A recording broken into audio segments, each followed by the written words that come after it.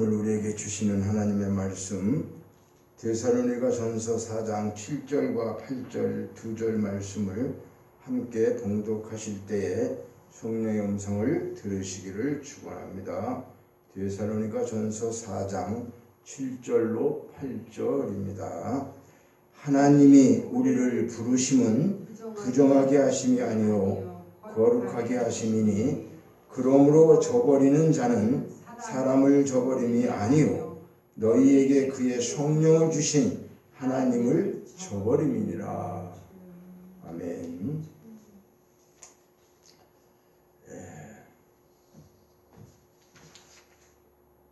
하나님께서는 쉬지 않고 사람들을 부르신다고 하는 사실을 우리 기억해야 합니다. 예수 그리스도를 통해서 모든 사람들을 구원받기를 원하시는 그 하나님의 마음은 오늘도 과거도 미래도 언제도 항상 사람을 부르시고 있다고 하는 사실입니다. 이 땅에는 많은 부르심이 사실 있어요. 근데 뭐 부르심이라고 할 것까지는 없죠. 이 땅에서 하나님은 높으신 분이 우리를 부르시기 때문에 부르심이라고 해요. 근데 세상에서 부름은 뭐 물론 나라가 부름받아서 군대 가는 경우도 있죠. 나라의 부름을 받아서 의무적인 것 때문에 군대를 가기도 합니다.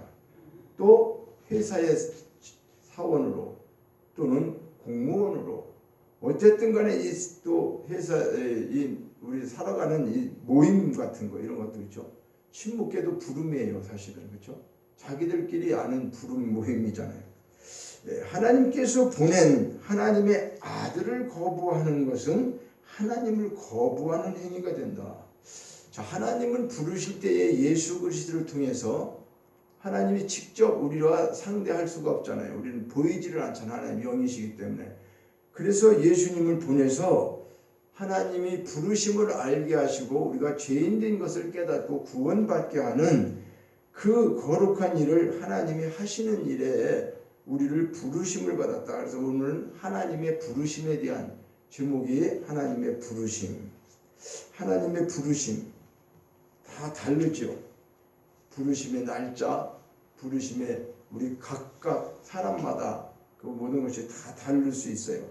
나는 죽을 고비에서 부르심을 받기도 했다. 나는 잘 평안한 가운데서, 나는 태어나자마자, 나는 죽을 때쯤 돼서 여러 가지의 상황은 다르지만은 그 하나님께서 우리를 부르시고 있다고 하는 것에 대해서는 분명한 사실입니다. 그런데 사람들은 이 부르심에 대해 거부한다는 거예요.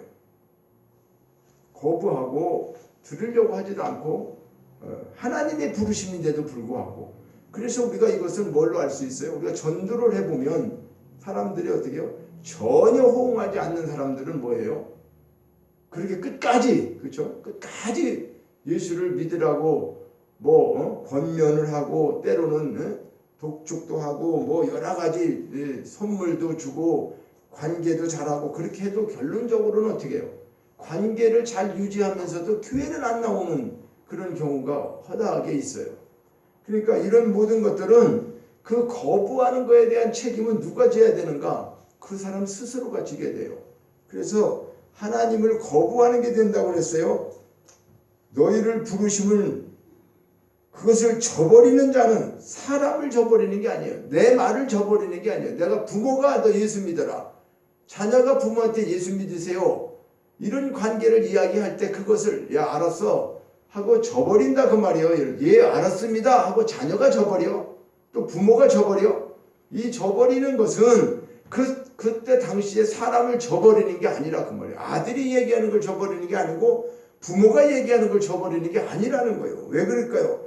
여기 하나님이 성령을 주신 하나님을 저버립니다. 이 엄청난 무서운 일이에요. 성령을 주신 하나님, 성령께서 감동을 시켜서 누구 심부름꾼을 보냈어요. 지금 나를 심부름꾼을 보냈던 부모가 심부름꾼이 되었던 자녀가 심부름꾼이 되었던 그 부르심에 대한 누가 심부름이요? 그걸 지금 전하고 있는 사람이 심부름꾼이란 말이에요. 근데 그 사람은 하나님의 부름을 받고 전하는 거다 그 말이에요. 하나님의 부르심이란 말이에요. 근데 그것을 거절하면 성령을 어떻게 해요? 성령을 저버리는 거다. 성령을 주신 하나님을 저버려. 그러니까 성령 방해죄는 사하심을 받지 못한다 그랬어요. 성령 거역죄. 성령을 거역한다는 게 뭐예요? 성령 거역한다는 게 방언 은사 받은 사람 말을 안 듣는 게 아니에요. 은사 받은 사람들의 기드온 원장의 얘기를 안 듣거나 그러는 것이 아니에요. 그것이 성령을 저버리는 게 아니에요. 성령을 거역하는 죄는 이렇게 하나님께서 부르심을 전했을 때 그 부르심을 거부하는 거예요. 하나님의 부르심에 거부하는 것을 말해요. 그래서 그 거부에 대한 책임은 뭐다? 지옥이죠. 그래서 성령 이방 때는 사함을 받지 못한다고 하는 말은, 지옥 간다는 말은 왜 말이 맞는 것일까? 하나님이 불렀는데 거부했다 그 말이에요. 그 스스로. 그래서 오늘은 이 하나님의 부르심을 입은 우리는 얼마나 귀한 일인가. 하늘에 속한 자가 되었다고 하는 사실은 참으로 귀한 사역입니다. 귀한 사건이에요. 우리 개인에게는. 그래서 하나님의 부르심에 대해 구체적으로 말씀하려고 하는데, 첫째는 부정케 하려고 부르심이 아니다. 이 모임 세상에 많은 부름이 있어요. 이단들도 부르죠. 예수 믿으라고. 그죠? 예수 믿으라 뭐하라 오라고. 자기들이 아니면 천국 갈 수 없다고, 14만 4천만만 간다고, 뭐 여기에 뭐 특별한 이렇게 부르는데, 그들은 뭐 때문에 부르는 거예요? 사람의 영혼을 죽이려고 불러. 영혼을 죽이려고 불러요. 그러니까 잘 우리는 깨달아야 돼. 하나님은 부정케, 잘못되게 부르지 않아요. 부정이라고 하는 것은 음란, 세교, 이런 형제를 해하고 뭐 그 사람을 잘못되게 하고 이런 짓을 하려고 부르는 게 아니다라고 말씀하고 있어요. 하나님은. 그런데 세상에 모인 죄악된 일을 위해서 부르는 데 얼마나 많아요. 깡패들이 부르면 뭐 하는 거예요? 깡패 집단에 들어가 갖고 조폭이 되는 거죠. 정치인들의 부름이 중요할 수 있어요. 그런데 잘못된 정치 지도자들 부름에 합당하면 뭐가 똑같이 잘못된 사람들이 되는 거예요. 자기들이 정치를 하고 한 동아리가 되고 힘을 가지고 권세를 가졌는지는 몰라도 결론적으로는 세상의 부름 속에는 우리가 잘 판단해 보지 않으면은 잘못 부름을 받으면 일생을 어떻게 되는 거예요? 그것에 정말로 어떻게 해요? 이용당하고 자기가 남 부속품처럼 살다가 결과적으로 뭐 할까? 결과적으로 지옥 가는 거죠. 왜? 하나님의 부르심을 거부했기 때문에. 자, 예수 믿으라 소리를 한 번도 들어본 적이 없다. 나는 하나님이 있는지도 한 번도 모른다.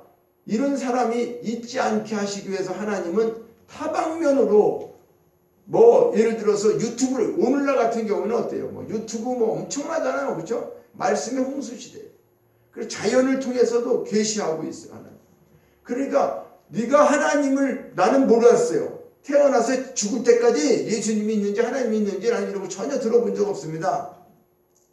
이런 이유를 되지 않게 하기 위해서 하나님은 다 누군가를 꿈을 통해서든지 뭐 하다못해 진짜 세상 속에 살다가 잘못되면 자가 그 아픔 속에서 병원에서라도 이거 자기 또 하고 일하는 일, 만약에 농사 꾸미면 농사 짓는 속에서 야 이거 하나님이 안 도와주면 이게 안 되는 거구나, 여러 가지 방법으로 다 알게 하시는데도 불구하고 그것을 어떻게 부르심을 거절하면 그 책임은 본인이 져야 된다는 거예요. 자, 그래서 바울은 오늘 이런 말씀이에요. 온전하고 선한 목적을 가지고 부르신다. 하나님의 부르심은 전 인류를 대상으로 하고 있어요. 한 사람만 하질 않습니다. 모든 인류를 향한 구원의 초청이라고 말이에요. 우리가 잔치집에서 말이죠, 아는 사람만, 필요한 사람만, 요즘엔 뭐 코로나 때문에 더 단축되어 있지만은 과거에 그랬잖아요. 청첩장이라든가 이걸 보내는 건 왜 그래요? 자기하고 관계가 있고 아는 사람만 보내죠. 하나님을 이 우주 만물의 모든 사람들 다 아실까 모르실까? 아시지요. 자기가 만드셨는데, 자기가 다 창조하셨는데. 그런데 다 아는데 우리가 마귀의 자식이 되어 있었으니까 하나님을 떠나 있고 하나님을 모르니까, 그래서 다시 부르시는 거예요. 다시 부르셔서 이제 진짜 제대로 하나님의 자녀 만들기 위해서 우리를 부르시고 있다고 하는 것을 사도 바울이 이렇게 부르심에 대한 이야기를 오늘 말씀을 통해서, 우리의 부르심은 부정하게 하심이 아니라 거룩하게 하십니다. 그러므로 그것을 저버리는 자는 사람을 저버리는 것이 아니다. 너희에게 그 성령을 주신 하나님을 저버리는 것이다.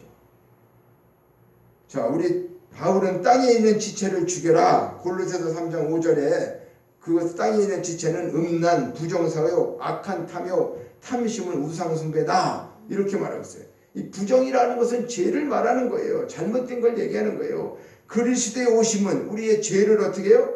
해방시키기 위해서. 죄의 싹을 다 사망인데 그것을 예수님이 감당하시고 다 지불하시고 깨끗하게 처리해 주셔서 우리를 어떻게 해요? 죄로부터 해방시켜주고 의롭게 되게 하여서 그분이 십자가에서 모든 죄사함을 우리에게 허락해 주셨다. 그래서 우리는 부르심에 합당한, 부르심에 응답한 사람, 부르심에 깨닫고 아멘한 사람, 그 사람은 하나님의 자녀가 되었고 예수님의 그 십자가의 공로를, 그 은혜를 우리가 입은 자가 되었다는 거예요. 두 번째로는 거룩을 위하여 부르셨다. 첫 번째는 뭐다? 부정케 하려고 부른 게 아니다. 너희들 망하게 하려고 부른 게 아니야. 너희들에게 하나님의 자녀되고 영생과 영광의 축복이 모든 것을 주기 위해서 부르는 거야. 그런데 이제 두 번째는 거룩함을 위하여 부르셨다. 거룩하다. 하나님이 거룩하다. 그러니 너희도 거룩하라. 성도는 거룩한, 거룩이 뭡니까? 구별되었다는 거죠. 성결되었다는 거예요. 성화되고 온전하고 완전하다고 하는 개념과 같아요. 사실 거룩하다고 하지만 우리가 완전하지는 않죠. 그렇죠? 사람이, 우리는 힘이 부족해요. 하나님만 완전하시지 사람이 완전하다, 하나님처럼 되었다. 물론 우리가 부르심에 합당한 사람이 되었고 부정한 이런 모든 것을 깨닫고 거룩하기 위하여 애를 쓰고 힘을 쓰고 있지만 거룩이라는 자체는 하나님이 거룩하시다. 하나님은 완전하시죠. 그분은 흠도 점도 없으세요. 그리고 우리 인간은 그런 점과 흠이 있어요. 왜 그럴까요? 우리는 죄로 인해서 그래요. 죄를 다 씻음 받았지만은 그 상처가 남은 것처럼 흔적이 있다고 말이에요. 그러나 우리가 신의 성품에 참여하는 하나님의 닮아가는 것을 말하고 있는 거예요. 여기서는 너 거룩하다가 아니라 거룩해져라는 거죠. 우리가 하나님을 닮아가라는 거예요. 하나님이 거룩하기 때문에 내가 너를 불러서 너는 내 아들이 되었고 하나님의 자녀가 되었으면 이제 하나님을 따라서 살아야 된다. 하나님 닮아야 된다. 예수님 닮아야 된다. 예수님 하셨던 일 그대로를 너희들도 본받고 해야 된다. 사람을 본받는 게 아니라 예수님을 본받고 그 뜻대로 살아야 된다. 이것이 거룩해져 가는 거죠. 그런데 그 거룩은 그냥 우리의 세상적인 지식이나 우리의 노력으로 우리가 깨달은 어떤 걸로 되는 게 아니다. 그 뭘로 다 될까? 말씀과 기도로만 거룩해질 수 있다. 이게 다르다는 거예요. 세상에 이야기하는 거룩한 사람들도 있어요. 근데 그거는 그 거룩은 아니에요. 하나님이 원하는 거룩이 아니에요. 세상에서 그냥 저분은 법 없이 살 수 있어. 참 착한 분이야. 착하다 그래갖고 그 사람이 거룩합니까? 그렇지는 않아요. 그러니까 이런 어떤 관계 속에서도 보면은요, 사람이 선하고 착하다는 게 뭐냐면, 속이지 않기는 왜 속이지 않아? 더 많은 숨 쉬는 거 빼고 다 거짓말 하는데도 그 순간에 그래도 착하게 보이고 어리석게 보이는 거지. 쉽게 자기가 마음대로 주무를 수 있고 그냥 이래도 좋고 저래도 좋고 막 할 수 있는 사람들을 업자를 그냥 이용하는 거예요. 그 사람을 그렇게 막 좋아하다 거룩하고 그게 아니에요. 근데 그걸 모르는 거예요. 그런 걸로 점수를 따는 사람도 있어요. 그런데 참 안타까운 거죠. 왜? 그저 뭐가 뭔지도 모르고 그냥 그런 사람들에게 이용만 당하는 거예요. 이용당하고 참 안타깝죠. 안타까워. 사람은 그런 게 아니에요. 거룩한 사람은 물건 따질 것도 안 따지고 다 그러는 그것이 문제가 아니란 말이에요. 그러니까 그리스도의 장성한 분량에 이르는 것은 하나님 아들을 먼저 믿는 거라 그 말이에요. 예수를 안 믿고 예수님을 어떻게 닮아가겠어요? 근본은 하나님이 지금 우리를 부르신 것은 우리를 거룩하게 하는데 예수 그리스도 그분을 통해서 지금 우리가 깨끗하고 구원받고 그 다음에 누구요? 성령을 보내주셔서 성령이 우리를 어떻게 해요? 계속 하나님 앞으로 가게끔 인도하고 계시잖아요. 신의 성품에 참여하도록 성령이 우리를 이끌어 가신다 그 말이에요. 그래서 하나님을 닮아가게 부모가 자녀를 낳았어요. 그럼 자녀는 부모를 알게 모르게 닮을까? 닮지요. 외형만 닮지 않는다 그래서 부모를 안 닮는 게 아니에요. 그러니까 요즘에 무슨 검사에? DNA 검사. DNA 검사를 하면 저 사람이 내 자녀다 아니다를 어떻게 99.5% 알게 돼요. 왜? 그 모든 것을 항체를 다 봤기 때문에 그래요. 그것처럼 우리도 하나님의 자녀가 되었으면 하나님의 DNA가 나와야 되겠죠. 그죠? 우리 몸에서 하나님의 DNA가 사실은 나와야 돼요. 그것이 거룩이다 그 말입니다. 그래서 두 번째는 하나님의 아들을 아는 일. 자, 하나님 아들을 믿는 거, 그리스도의 장성한 분량에 이르는 것은 하나님을 아들을 믿는 것이고, 두 번째는 하나님 아들을 아는 일. 하나님이 하시는 일을 예수님이 오셔서 이루셨다고 그랬죠. 하나님이 계획하신 거, 창세 이전에 계획하신 모든 섭리를 그 예수님이 오셔서 이 땅에 이루셨어요. 그렇다고 하면은 그 아들이 하신 일은 하나님이 하신 일이죠. 왜? 예수님도 하나님이시고 그 하나님이 보내신 일을 그분이 하셨기 때문에 우리는 직접 하나님이 눈에 보이지 않지만 예수님이 행하신 모든 일들을 보고 알고 깨닫게 돼요.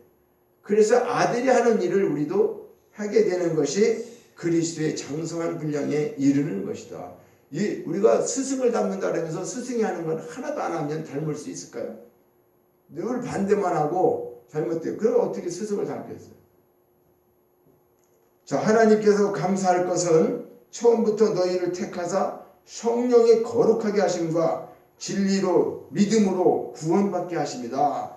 데살로니가 후서 2장 13절에 보면은 그렇게 말씀하고 있어요.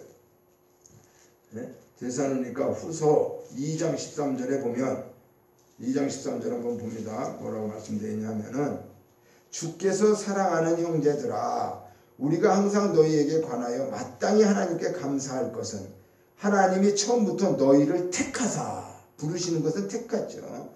성령이 거룩하게 하심과 진리를 믿음으로 구원받게 하십니다. 이것을 생각하고 감사하라는 거죠. 이거보다 더 감사한 게 없다. 왜요? 주께서 사랑하시는 형제들아 우리는 다 같은 형제란 말이에요. 한 아버지 밑에 한 부모 밑에서 태어난 사람은 형제 자매라고 하죠. 우리 똑같다 그 말이에요. 하나님을 섬기는 모든 우리 성도들은 같은 형제다 그 말입니다. 그래서 하나님께 감사할 것은 하나님이 처음부터 우리를 택하셨어요. 처음이라고 하는 여기서 처음은 언제를 얘기하는가? 창세 이전을 얘기한다고요. 영원전 창세 이전부터 어제 오늘 어쩌다 택한 것이 아니라 하나님의 이 오묘한 영원전부터 계획하시고 섭리하신 경륜 속에서 너희를 택하사 성령의 거룩하게 하신 것. 성령의 영은 거룩한 영이에요. 하나님의 영, 진리의 영. 그래서 그 진리의 영이 거룩하게 하고 진리가 뭐예요? 하나님의 말씀, 진리로 믿음으로 구원을 받게 하셨다. 우리 다 믿음으로 구원받죠. 구원받는 조건은 뭐다? 믿음 외에는 구원이 없어요. 그럼 믿음으로 구원받는데 그 믿음은 어디서 생기느냐? 그 말이에요. 말씀으로 생기는 거예요. 말씀을 들을 때 믿음이 생긴다. 하나님이 믿음을 주세요. 주시는데 그냥 이 보따리채 만져갖고 너 가져가라 이렇게 주는 게 아니라 말씀을 사모하고 말씀을 깨달아야지 그 말씀 속에 믿음이 생긴다. 그래서 말씀을 통해서 믿음이 생기고 그 믿음을 통해서 구원이 이루어진다고 하는 사실을 반드시 우리는 알아야 되고 믿어야 된다고 하는 사실입니다. 자, 세 번째는 초청을 거부하는 것은 하나님을 거부하는 것이다. 자, 하나님의 부르심에 대해서 첫 번째는 부정케 하려 하심이 아니다. 두 번째는 거룩을 위하여 부르셨다. 거룩함을 위하여 우리를 부르셨다. 세 번째는 초청을 거부하는 것은 하나님을 거부하는 일이다. 8절에 말씀하고 있죠. 네. 자, 이 부르심을 저버리는 자는 성령을 주신 하나님을 저버리는 것이다 라고 말했어요. 그러니까 구원 얻는 자에게 한 가지 의무가 있다고 하면 그것은 뭘까? 구원의 복음을 전파하는 것이다. 그래서 마태복음 28장 18절과 20절에 우리에게 예수님께서 세상 떠나시면서 마지막 유언과 같은 명령, 지상명령을 우리에게 말씀하셨죠. 가서 전하고 아버지와 아들과 성령의 이름으로 세례를 주고 내가 분부한 모든 것들을 가르쳐 지키게 하라. 이것이 하나님 부르심에 대한 우리의 응답이에요. 응답.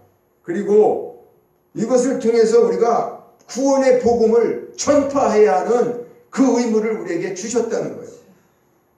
하나님의 말씀을 전파할 때에 그 구원의 말씀을 듣고 믿음을 얻게 된다. 그것이 로마서 10장 17절에 말씀하는 거죠. 믿음으로 구원을 얻는다. 근데 그 믿음은 말씀으로 얻는 것입니다. 너희를 영접하는 자는 나를 영접한 것이요 나를 영접하는 자는 나를 보내신 이를 영접하는 것이다. 마태복음 10장 40절에 말씀하는 게 무슨 말씀입니까? 우리가 예수님을 영접해요. 영접해서, 영접이라는 것은 늘 말씀드리지만 내가 받아들이는 거예요. 예수님을. 누구처럼? 신부가 신랑을 받아들이는 것처럼 예수님을 받아들였어요. 영접해요. 그랬더니 어떻게 된다고? 그러면 나를 영접하는 거래. 누구를? 하나님을 영접하는 거래. 왜? 하나님이 보내신 예수 그분을 영접하는 것이기 때문에 하나님을 영접하는 것과 똑같아. 근데 그를 거부하면 뭐예요? 예수를 거부하면 뭐예요? 보내신 하나님을 거부하는 거라 그 말이에요. 그 말이 틀림없이 맞는 말이죠. 그죠? 그러니까 예수님을 하나님이 보내셨는데 그 예수님을 영접하면 나를 영접하는 거예요. 하나님을 영접하고 하나님을. 근데 예수님을 거부하면 하나님을 거부하는 거라 그 말이에요. 하나님을 거부하는 거. 그러니까 구원받지 못하고 지옥 간다 그 말이에요. 지옥 가. 그리스도를 영접할 때 성령이 임재하시죠. 우리에게 주신 성령께서. 그때 그리스도의 사람이 되는 것이고 우리가 성령이 하나님의 백성으로 인치시고 보증하시고 그것을 고린도후서 1장 20절에 말하고 성화의 사역을 이루시며 끊임없이 우리 죄를 위하여 말할 수 없는 탄식으로 기도하고 계신다. 우리가 비록 잘못하고 하나님 뜻대로 살지 못할 때 성령께서 우리를 어떻게 하든지 간에 그렇게 해서 안 된다고 하는 것을 때를 따라 성령께서 어떻게 하신다고요? 끊임없이 탄식하며 기도하시고 그리고 또 누가 기도하세요? 우리를 중보자 기도를 누가 하셔요? 예수님이. 하나님 아버지 예수님 나라에 올 때까지 저들이 변하지 않고 안타까워. 그렇죠? 이 세상에 예수 믿다가 등지고 떠나고 여러 가지 환란이 오고 힘든 일들이 겹쳐지죠. 오늘날에는 코로나가 와서 이렇게 될 줄 누가 알았겠어요. 그런데 이보다 더한 일이 있을지도 모르는 거예요. 왜? 성경은 앞으로 계속해서 환란의 시기가 더 강하게 이제 주님이 오실 때가 되면 왜 이런 일이 있을까? 마귀가 자기 날이 얼마 남지 않은 것을 알기 때문에 최후에 뭐 한다? 발악을 하는 거예요. 발악을 하는 거. 우리는 이걸 알아야 돼요. 이런 것을 깨달아야 된다면 성경 물론 계시록에 뭐 다 기록해놨다고 하는 거 그걸 다 푸는 사람마다 저기 하지만 주 목적은 뭐예요?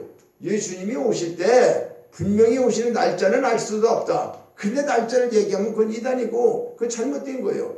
아버지 외에는 날짜가 없다라고 했으니까 날짜는 그만두고 주님이 분명히 오신다. 이 사실을 알고 우리는 뭐처럼? 신부처럼 신부단장하고 있어라.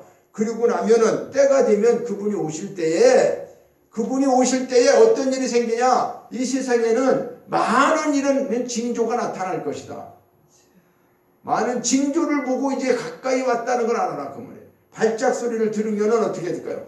문을 지금 열지는 않았어요. 근데 누가 발작 소리가 나요? 그러면 여기를 지금 해서 오구나. 그것처럼 주님이 오시는 그 음성을 우리는 들어야 된다 그 말이에요. 근데 그걸 누가 들어요? 성령을 통해서 우리에게 알게 하시고 있다는 거예요.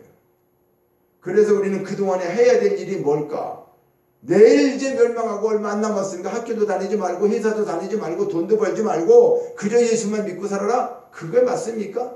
그렇지 않다는 거예요. 그저 우리는 세상 속에서 어떻게 해요? 성화되어져 가고 주님을 닮는 그 일에 하나님 아들을 믿고 하나님 아들이 하신 일 예수 그리스도를 통해서 말씀하고 있는 성경 진리의 말씀 이 말씀을 통해서 우리는 어떻게 해요? 성화의 사역을 이루어가며 끊임없이 우리 죄를 탄식하며 기도하는 거 그래야지 우리가 거룩해지는 거죠.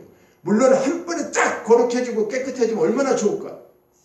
그러나 점도 있고 흠도 있고 그러지만은 너무나 많은 세월 속에서 그렇게 되어져 가는 거예요. 성령이 하시는 거예요. 그래서 어제보다 오늘보다 내일이 더 사람의 물론 평가도 중요하지만 하나님 앞에 우리는 바로 하나님이 평가한다고 하는 것을 기억해야 한다. 그래서 끊임없이 우리 죄를 위하여 우리도 탄식하며 기도해야 돼. 왜 그럴까요? 성령이 그렇게 기도하고 예수님 우리를 위해서 그렇게 기도하시는데 우리는 하나님의 부르심에 합당하게 살아야 하는 거예요. 하늘에 속한 자가 되었기 때문입니다. 그래서 개인적으로 한번 보세요. 하나님의 우리를 부르셨을 때 나를 어떻게 해서 예수를 믿게 되었을까?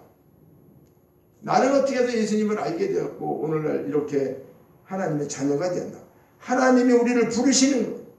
왜 부르셨어요? 여기에 부정케 하고 거룩하게 하기만 위해서 부르셨나요? 아니에요.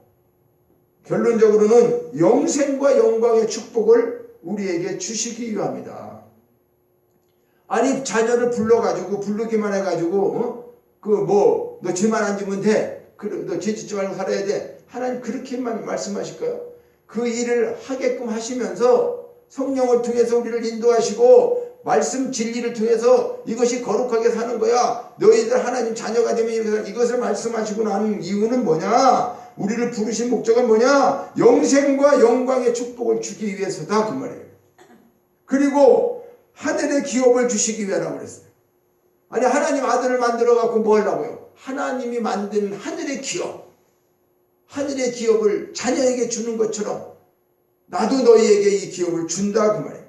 그래서 하나님과 함께, 쉽게 얘기하면 하나님과 함께 우리가 예수님과 함께, 하나님은 예수님의 아들로 독생자 아들로 우리 모두 구원받은 우리를 이제 누구처럼 예수님과 같은 아들로 인정하시는 거예요.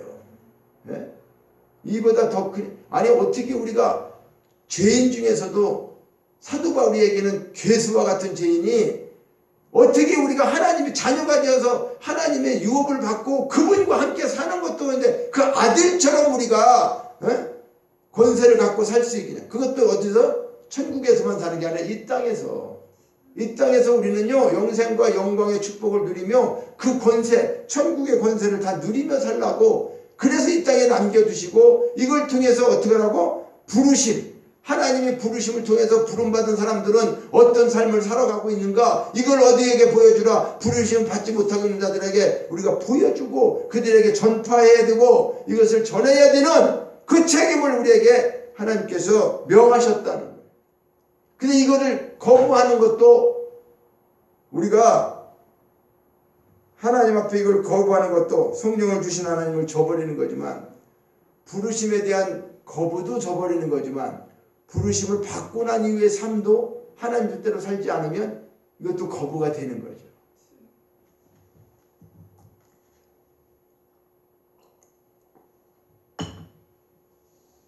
이 말씀을 묵상하면서 많은 생각을 갖게 합니다. 하나님이 개인적으로 나 같은 자를 왜 부르셔서 이렇게 이런 시간 속에 이런 세월 속에 이런 결론이 뭘까 하는 것을 좀 생각하고 도대체 머리가 복잡할 정도로 많은 일들을 생각하게 하지만 결론적으로는 뭘까? 하나님의 부르심은 나를 잘못되게 한 게 아니라 내 계획은 돈 벌고 뭐하고 믿음생활 잘하고 장로가 되고 그건 다 내 계획이고 하나님의 부르심은 그게 아닌데 그 뜻을 내가 제대로 알지 못하기 때문에 하나님 뜻대로 살지 못하고 거룩하게 살지 못하기 때문에 결과적으로는 하나님의 부르심의 초청에 100% 순응하는 게 아니라 내 고집대로 가고 있는 것이 지금도 너무 많지 않느냐. 그건 뭐에 대한 거예요? 나는 부르심에 대한 응답은 했다 그 말이에요. 부름에 대한 응답은 했어요. 그럼 그걸로 끝나느냐? 아니야.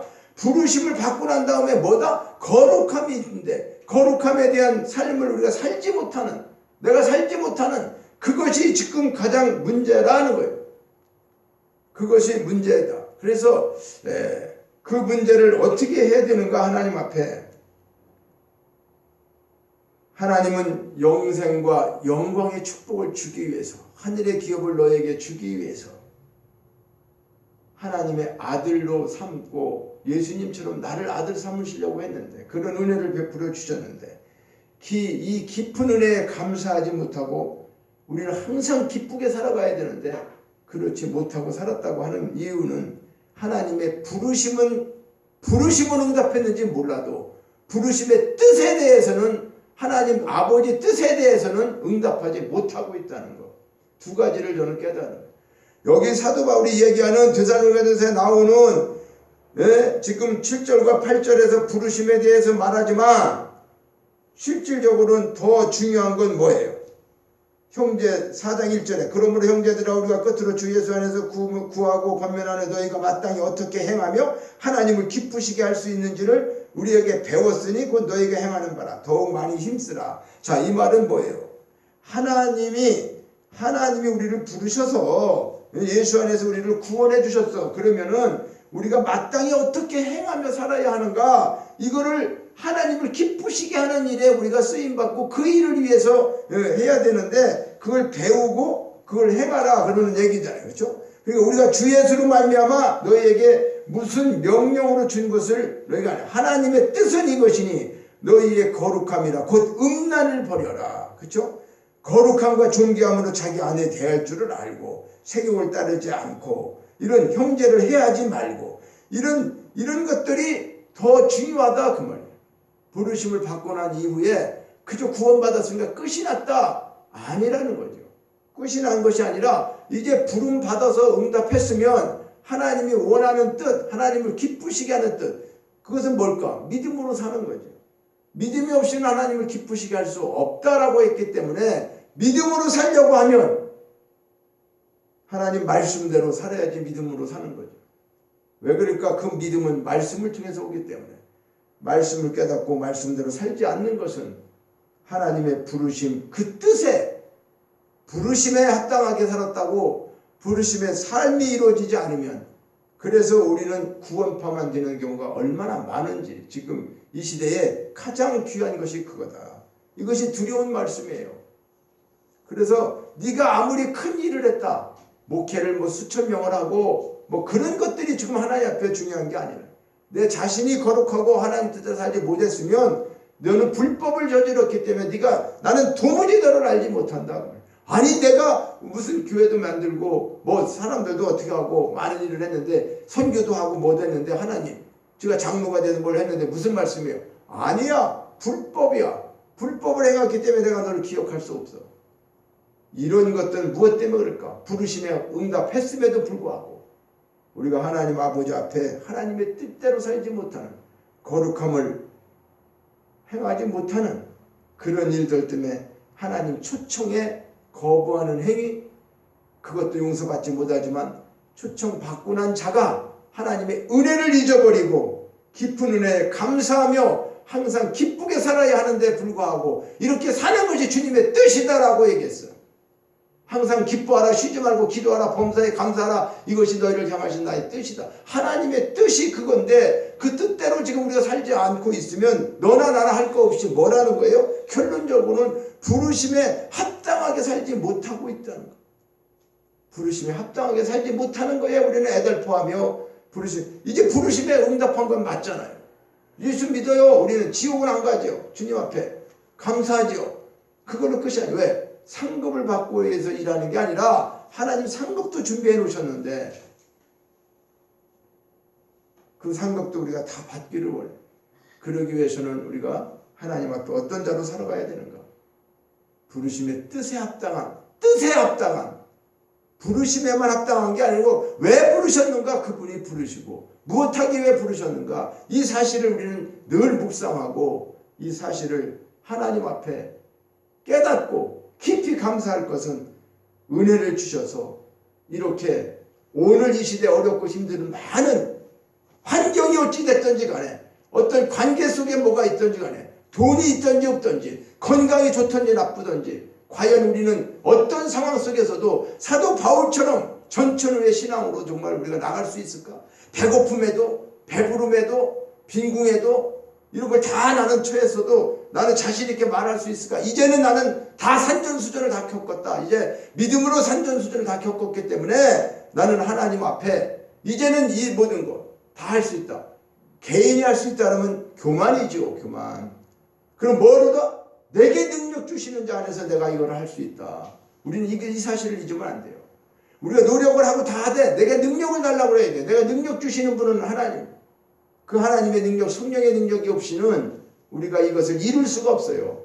우리 방법으로는 이룰 수가 없습니다. 왜 그럴까요? 우리 사람의 법은 약해요. 사람의 의지는 약해요. 결심은 무너져요. 죄의 법이 더 강해요. 우리의 생각보다. 그러면 우리는 어떤 법으로 얘기해야 돼? 성령의 생명의 법으로. 이 죄의 법을 이길 수 있는 방법은 로마서 8장에 말씀하고 있는 성령의 생명의 법 아니면 이 죄의 법을 이길 수가 없기 때문에 우리는 늘 어떻게 해요? 성령 충만해야 되고 성령님의 뜻을 쫓아 행해야 되는 거예요. 그래야지만 그 성령을 통해서 이루어 주시는 것이지 내가 해볼게 하다가 안 되면 어떻게 해요? 일주일 금식해? 그래도 안 되네? 한 달 금식해? 그런다고 성격과 모든 것들이 다 죽고 이렇게 많은 걸 해봤어요. 그런 것으로 되는 게 아니라 그런 것도 해봐야 되지만 그것으로 목적이 되고 그것이 아니라니까요. 성령이 잡아주지 않고 성령이 되게 하지 아니하시면 그러기 위해서는 어떻게 될까? 그러기 위해서는 우리가 늘 말씀과 기도로 거룩하게 살아가는 그런 마음으로 살아갈 수밖에 없어요. 사람들은 다 하지 마라. 그렇게 하면 죄다. 왜 저 믿음에서 저 모양이야. 이런 얘기예요. 그렇게 얘기하는 그 사람들은 어떨까? 그 사람 다 깨끗하게 살면서 그럴까요? 자기 눈에는 오히려 더 큰 들보가 있는데도 그 티끌 하나를 이해 못하고 계속 깔구쟁이로 이렇게 긁어내고 눈을 후벼 파는 것처럼 그런 행동을 하고 있지 않느냐 그 말이에요. 이러한 일들이 펼쳐지고 있는 그런 속에서 각자 자신을 돌아봐야 되는 것이지. 각자 자신을 돌아보고 나는 왜 하나님 이렇게 아프게 할까? 나는 도대체 왜 이럴까? 내 자신이 잘못돼. 누구 때문이 사실 아니란 말이죠. 누구 때문이 아니에요. 나 자신을 하나님이 때로는 어떻게 물속에 불속에 왜 믿음의 연단을 시키기 위해서 그렇게 할 수도 있고 성장시키는 과정에서 그럴 수도 있고 이것을 하나님만이 아시는 그런 길들 속에 우리는 어떻게 해야 돼요? 사랑으로 기도하면서 협력자 동역자 사랑해주고 그렇게 가야 되지 않겠어요? 전우가 뭘까? 전우가 전쟁터의 전우는 함께 전쟁을 하는 사람이에요. 그 사람이 아파서 쓰러지면 그 사람을 일으켜줘야 돼요. 지금 왜 저렇게 힘들어할까? 어려워할까? 교회에 물론 성도가 없고 여러 가지 환경이 실질적으로 힘이 날 수 있는 환경 아니에요. 세상적으로는. 그렇다고 해서 그런 모든 것들을 우리가 생각대로 어떻게 할까? 우리 마음대로 물론 다 처분도 하고 싶고 뭐 별생각 다 하죠. 사람 생각 그것도 성령이 해주지 않으면 안 된다 그 말이에요. 그러니까 그걸 자꾸 우리는 불평하고 불만할 때 그냥 이루어지면 하나님이 자연히 이루어지게 하시고 그게 아니면 아닌 대로 살아갈 수밖에. 그걸 내가 자꾸 부정적으로 얘기를 하니까 마귀가 결론적으로 어떻게 해? 툭하면 문 닫고 팔고 가야 된다. 이혼해야 된다. 뭐 해야 된다. 어떻게 될까 모든 게 결론적으로. 아무리 힘들어도 하지 말아야 할 것들을 하지 말면서 하나님 앞에 진짜 나의 부르심에 대해서 하나님 부르심에 대한 우리가 진정한 그 은혜가 정말 은혜로 살았다고 하고 그 은혜를 정말 찬송하고 그 은혜가 정말 필요하고 그 은혜를 깊이 느낀다고 한다면 입술에 발린 찬양 입술에 발린 우리가 말하는 거 이거 정말이에요. 항상 기쁘게 살아야 돼요. 기쁘게 살지 않으면서 형식적으로 다 얘기하는 소용이 없어요. 이것은 뭘 말하는 것과 하나님 앞에 부르심의 뜻에 대한 거절을 해서는 안 된다는 거예요.